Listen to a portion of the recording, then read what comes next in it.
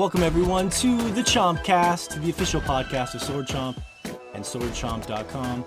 Thank you for downloading or streaming our podcast and taking some time out of your busy life to listen to our show. Remember, most importantly, if you're digging the show, please subscribe and leave us a kind rating wherever you get podcasts because it really helps our show reach out to a bigger audience. We have another special guest today. It's the summer of special guests on the Chompcast. But before we introduce our special guest, because I like to build up to that, let's get to the host you already know and love. I said that last week, but I said it again, Josh. From Michigan, we have the one and only Joshua Fowler. How you doing, Josh? I'm pretty good.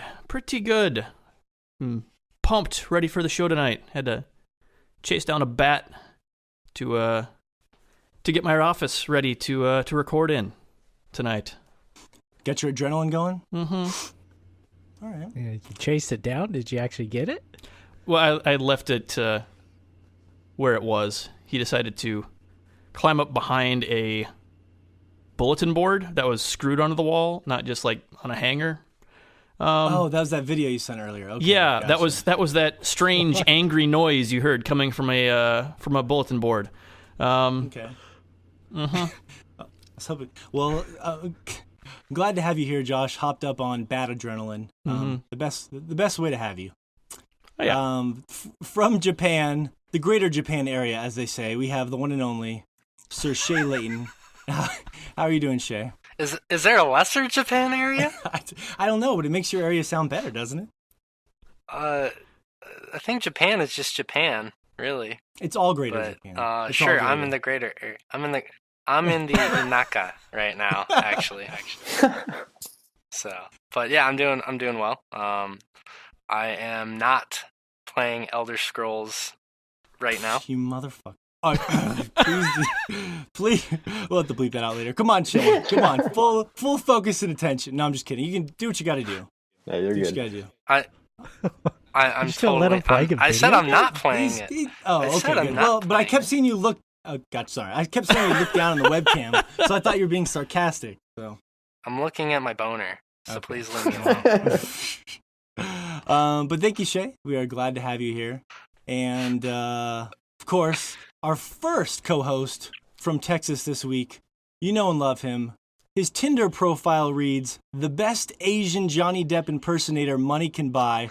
So if you're in the Fort Worth area, ladies and gentlemen, get those DMs poppin', Anthony Fisher. What does that even mean? I guess I look like Johnny Depp. Mm-hmm. I see. You know, I've actually been told that I look like that. Like, I went to a Jack in the Box a few months back, and the guy was like, "Hey, you look like Johnny Depp, man." I was like, "Oh, thank you." I can Funny see it there stories. though. That's the sort of place you'd expect to see Johnny Depp. Is that at a Jack in the Box? Totally. my mom was born in Owensboro, Kentucky, and went to high school with Johnny Depp. So, a little fun fact for you. Wow. We are coming full circle, and that, of course, was the mystery voice of our mystery guest, the one and only Zachary Helms, upcoming game journalist extraordinaire, friend of the show. How are you doing, Zach? Howdy. I'm doing good. How y'all doing? Good. Great. Yeah. Good, very good. Doing Happy to be here. well.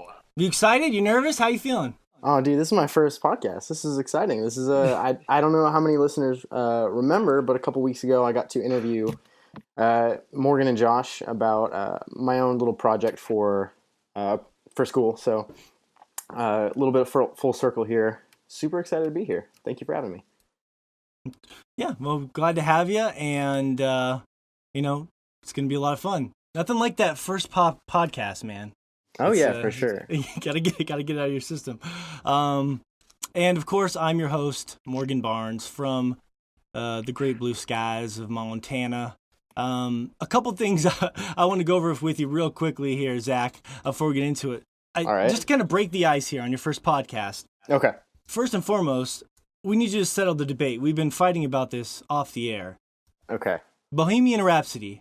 Terrible song or great song? Oh no, dude, that's hilarious that you say that. I was just talking about this with my girlfriend the other day. I hate that song. I hate it. Yes! Thank you! That song, Thank you! trash, hot trash. No, I'm just Wow. kidding. It's Hot trash. It's not What? hot trash. It's so obscenely overrated, man. I can't. It is one of their, not one of their worst songs, but it's one that everyone knows, and it's not really one of their best songs. Yeah, my favorite Queen song is actually Radio Gaga. I love that song. Love that song. But I don't know. Yeah, dude. See, no, Bohemian Rhapsody. It's so funny that you say that. I really don't like that song. I know. I thought for sure I was gonna get crushed on that one again, but I know Shay probably has something to say. Go ahead, Shay. Do you feel you quiet? I can see you smirking in disdain over there. Man, here's what I'm gonna say. It may not be their best song, but it is one of Freddie Mercury's best vocal performances ever, because he hits his lower range well, and he hits those highs flawlessly. I mean, there are a few better vocal performances that he does in his songs. That's Yeah, fair. Yeah. That's fair. Yeah. I think that's a fair assessment. It's kind of like that song from the Darkness, I Believe in a Thing Called Love. Like, I hate it, but like you can't deny that there's some Well, okay. Yeah, there's some great singing there, though, I guess. Yeah. Yeah, it's one of those. I mean, in all forms, is technically proficient. You know, the singing's fantastic, the progression's great. It's just, I think it's just the way that it's been built up has just created such a frustrating taste in my mouth. So I think that it's personal. I like the song. Like it's a good song. I just don't care for it in terms of its overplayed nature. But Fair. So it's not. You're saying it's not a bad song. You just said it's a good song. Yeah. I mean, you could say musically it's good. You know, it's a good. Like you said, like the singing in it's fantastic. You know, he's got some crazy range. When I listen to it, and I mean, when the first couple times you listen to it, the song that comes to mind for me is like "Stairway to Heaven" by Led Zeppelin. It really is iconic. It's iconic. Yeah, and I mean, it's got a lot of interesting things going on with it. It's Iconic, just, yeah. Oh my god, it's just. You can admire something and still hate it. I think that's okay. That's how I feel. I admire it. I'd rather have someone nail my. Never mind. I forgot. We're gonna keep this as a cleaner show. But by the way, we might have some friends and family listening, so I'm gonna keep tabs on you guys, especially Shane. If anybody uses any profanity or says anything horrible, I got an air horn. All right, so I will use this thing if need be. That thing's gonna be going off left. I wonder if you use that for other things as well. But I'm gonna stop there. Like your terrible amateur DJ nights in your own bedroom. You know. Yeah. He's his own hype man. I'm out there trying. You got to be your own hype man, Josh. Come on. If you're not your own hype man, then you're in trouble. And the last thing, I think you can be a hype man without an air horn. Call me crazy. Yeah. I think it's possible. You're probably right. And Fish, you made a peace offering today in Zachary's honor. You want to tell him about that? I did. I actually had a long delivery out to Carrollton, and I usually stop at a local Panda Express up there. And I noticed that there was a honey walnut shrimp sitting right there in front of me behind the glass. I did. Oh my god, it's so good. It is actually pretty good. Like, I don't know. I thought it was gonna be like just really sweet and overpowering with that sauce all over it, but.